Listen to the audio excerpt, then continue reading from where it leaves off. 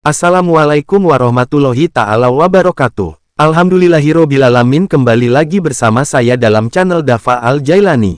Pada kesempatan ini saya akan membahas tentang salah satu kisah seorang sunan yang selain anggota para wali songo. Jadi sunan ini namanya tidak populer seperti para sunan yang lain. Namun namanya masih tercatat dalam naskah tua pada era Mataram Islam.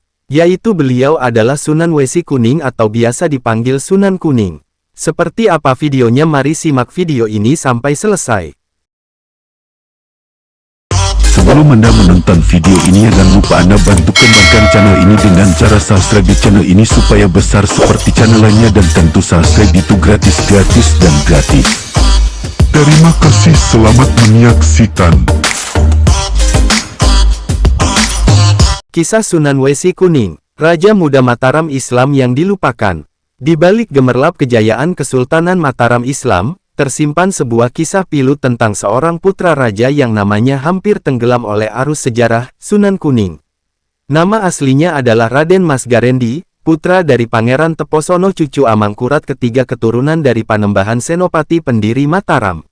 Namun sejarah mencatat ia lebih dikenal dengan gelar Sunan Kuning, seorang raja muda yang pernah mengguncang tahta Mataram. Asal-usul dan darah raja, Raden Mas Garendi lahir dalam lingkaran keluarga besar Mataram. Ayahnya, Pangeran Teposono, gugur dalam pertarungan perebutan kekuasaan. Sejak kecil, Garendi hidup dalam pengasingan, jauh dari istana yang seharusnya menjadi haknya. Namun darah biru Mataram tetap menyala dalam dirinya, menuntut takdir untuk kembali ke tahta. Perlawanan pecinan 1740.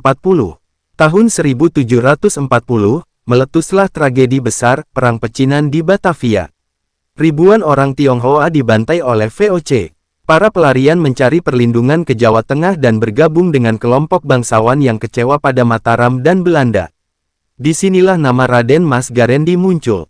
Para pemberontak mengangkatnya sebagai Raja Mataram bergelar Sunan Amangkurat kelima, atau yang kemudian dikenal rakyat sebagai Sunan Kuning. Perang Tahta Mataram. Sunan Kuning memimpin perlawanan besar dari Kartasura hingga pedalaman Jawa.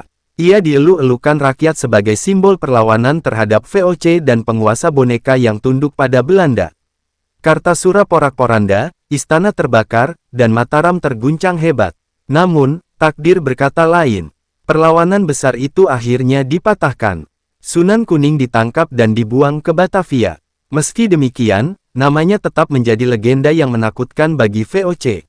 Jejak spiritual Sunan Kuning. Meski kisahnya berawal dari politik dan perang, rakyat kemudian memberi dimensi lain pada sosok Raden Mas Garendi. Ia dipandang bukan hanya sebagai raja muda yang terbuang, tetapi juga seorang tokoh spiritual yang diselimuti aura keramat. Di Semarang, makamnya dikenal sebagai Makam Sunan Kuning. Hingga kini, tempat itu tak pernah sepi dari peziarah, yang percaya bahwa Raja Muda Mataram itu memiliki karomah dan kekuatan gaib. Kisah Sunan Kuning adalah gambaran getirnya perebutan kuasa, perselingkuhan politik dengan bangsa asing, serta penderitaan rakyat yang terhimpit di antara dua kepentingan.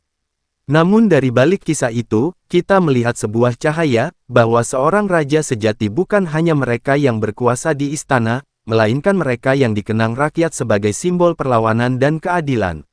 Sunan Kuning, sang raja muda yang tak pernah lama bertahta, telah meninggalkan pesan abadi. Bahwa kedaulatan sejati ada di tangan rakyat, bukan di bawah bayang-bayang penjajah.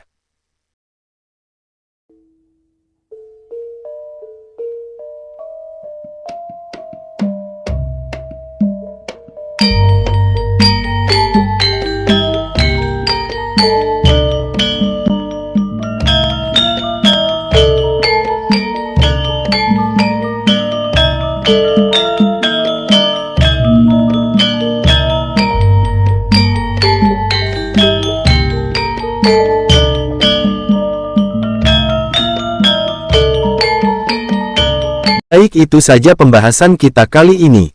Jangan lupa Anda bantu dukung terus channel ini dengan cara like dan subscribe supaya kita semangat terus mengupload video dan pembahasan seru lainnya.